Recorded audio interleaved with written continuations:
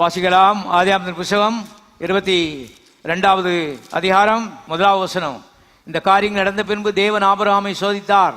எப்படியெனில் அவர் அவனை நோக்கி, ஆபிரகாமே என்றார்.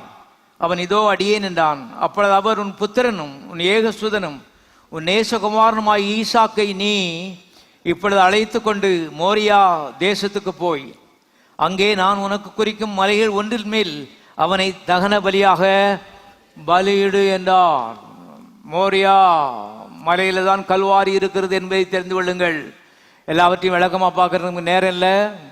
2 நாளாகமத்தின் புத்தகம் 1ஆம் அதிகாரம் 1ஆம் வசனத்தை வாசி பார்த்தீங்கன்னா, அங்கதான் தேவாலயத்தை சாலமோன் கட்டுறான் எருசலேமிலே. ஆகவே மோரியா என்பது எருசலேம் ஸ்தாபிக்கப்பட்டிருக்கிற இடம்.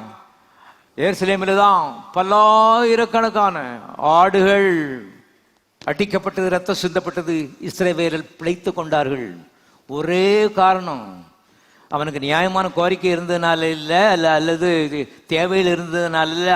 அவன் படத்திலேயே இல்லை, ஆடுதான் அவன் படத்திலே இருக்கிறது.